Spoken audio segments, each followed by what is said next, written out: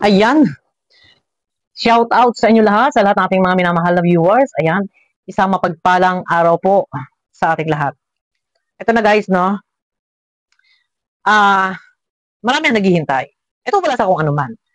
Wala sa, kumbaga hindi tayo sa naninira o naghahabol. Hindi po. Yan, medyo madilim. Hindi tayo sa naghahabol na para si Reyna ay mapunta sa kalingap. Hindi po. Ito lang, napapansin ko, lumalala yung pakikipagbakbakan po ng mga di umano'y defender ni Reyna. Bumabakbak dito sa reaktor ng kalingap.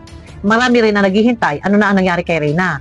Pero, marami nagagalit, ayaw daw, wag daw reaksyonan si Reyna. Bakit?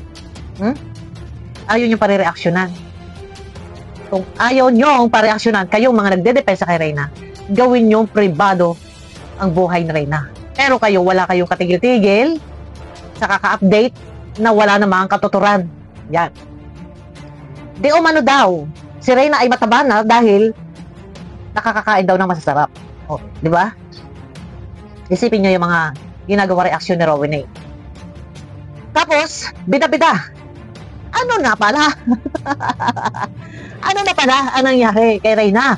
Mukhang sa tingin ko, ay wala hanggang sa ngayon yung update na di umano ay kaya kinuha nga sa kalingap dahil ipapa-Saint Luke. Pero hanggang sa ngayon, walang Saint Luke. Alam niyo sa totoo lang, dito lumalabas yung tunay na motibo eh. Style lang nila na ipapa-Saint Luke. Isang buwan na lumipas, walang Saint Luke. Di ba? Wala naman tayong pakialam eh.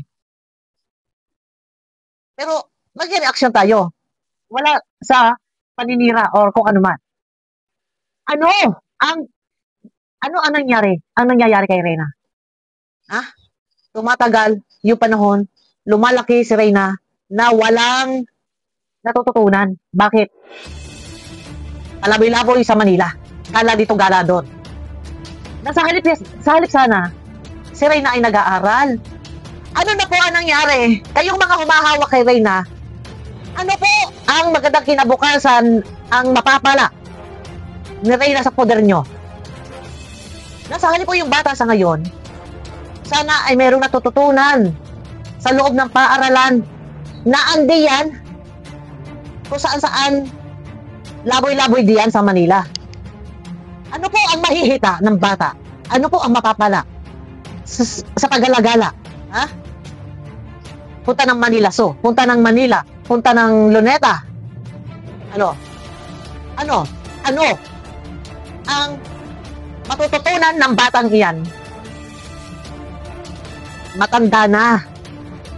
Hindi pa ganon karunong magbasa. Nasa halip sana yan, nasa Manila, ay nag-aaral. Ano ang ginagawa ninyo? Nasaan yung Saint Luke na kaya kinuha ay para ipa-Saint Luke? Nasaan na? Anong nangyari?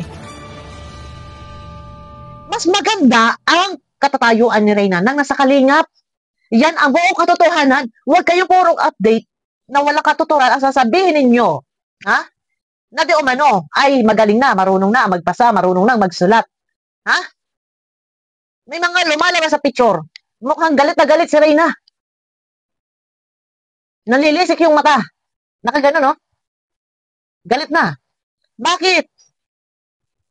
Anong magandang bukas ba yung ibibigay ninyo? Nasaan yung mga pangako nyo na may Saint Luke? Bakit walang update sa Saint Luke? Pababahayan. Nasaan yung 3 stories na bahay?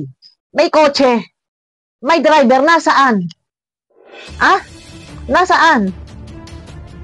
Ngayon, yung mga nagde-defend, dinedepensahan or defender kuno ni Reyna, ngayon na lang, akala mo kung makaasta, ay kanila. Ay sausaw lang naman din kayo, for content lang naman din kayo. May maya-update ba kayo maganda-ganda? Anong ina-update? Anong na-update? Nagsasayaw na yung bra na andito na sa leeg. Ano klase yan? Pasundan nyo ako, abangan nyo ako, pasundan ko itong video na to. Ang akin lang, marami ang naghihintay ng update ni Reyna. Wala kayong nilalabas. Wala kayong pinakikita. Melanie, ikaw. Di ba kaya mo kinukuha? Kaya mo kinuha? Dahil ipapa, St. Luke. Bakit? Ibang tao ang nag-a-update, Melanie. Tapos ngayon, takot ka o ano ka na, ikaw nababas. Ha? Yung iba magagalit dahil nababas ka, ikaw ang nauusig. Nasaan, Melanie? Naku, ito si Melanie, ang sarap ng bitinan nito. Nasaan, Melanie? Yung sinasabi mong ipapa St. Luke. Bakit? Ibang tao ang nag-a-update, kasama ay ibang tao. Na ang ganda-ganda ng pangako mo sa kalingap. Nasaan ka ba? Melanie, nasaan ka ba? At hindi ka nakikita kasama ni Reyna.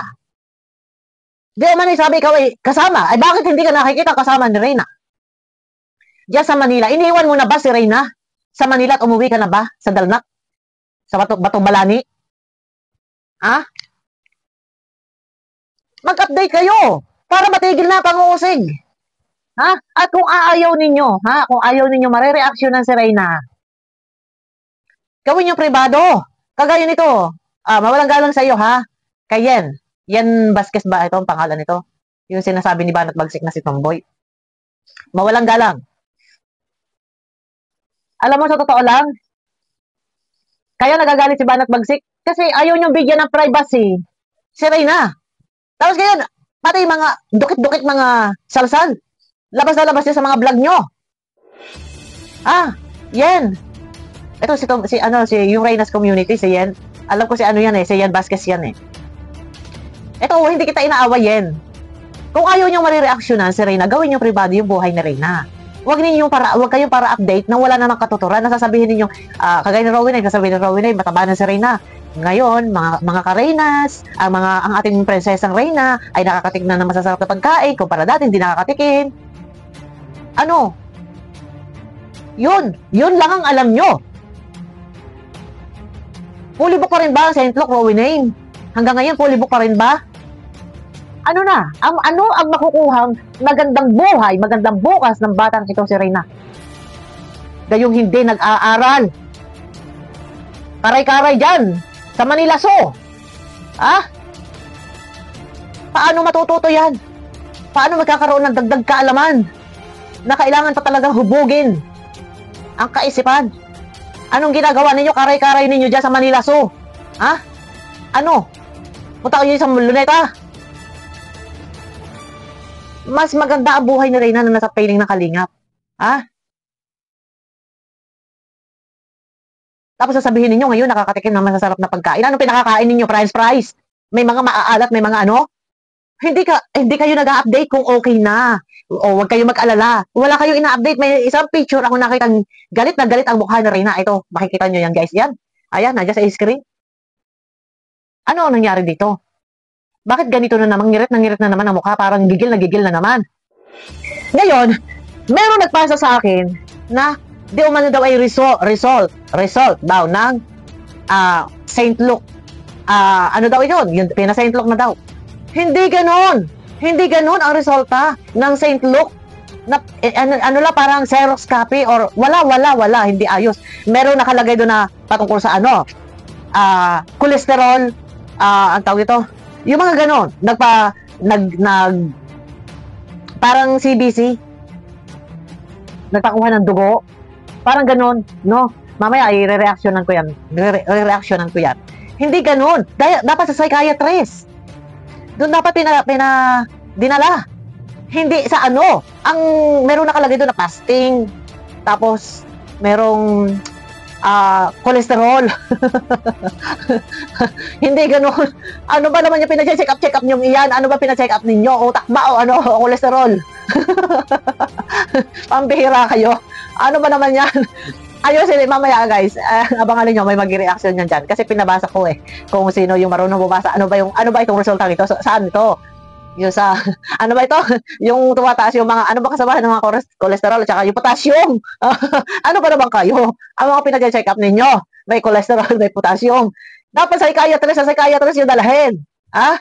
Doon nyo ipa-check up yung utak. Hindi yung pinag-check up ninyo, yung cholesterol at saka yung potassium. Ano ba naman yan?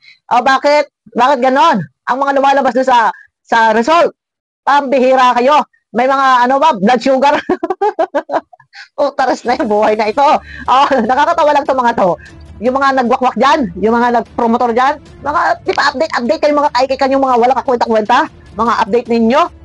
Tapos may makikita mga picture nagigil ang mukha ni Reyna, galit na galit. Isipin nyo yan, ha? At may katabi yan dyan, guys. Tinanggal ko lang. At ang katabi po niya, yung isang reactor na lalaking babago pasok na isang buwan pa lang na nag-reaction dyan, di umano'y defender, ay nakisaw-saw lang naman. O, kaya tinanggal ko na ang mukha niyan at baka malibad-baron kayo. Ayun na. Sana, meron mga, ayan, kaganyan. Ito si Reyna's community, yung mga kasamahan niya ni Rowin eh. Nag-aaway sila, nagmumurahan, talagang balahuraan sila, kalaban nila si Banat Bagsik. Kala nyo, orungan kayo ni Banat Bagsik, baka mamaya backupan ko pa si Banat Bagsik, banatan ko rin kayo dyan, ha? Umayos kayo, ha? Ayun lang, mag-update kayo, maglabas kayo, at nasaan na yung sinasabi ninyo, may kotse. Ano nga kasi yan eh, house and lot with car.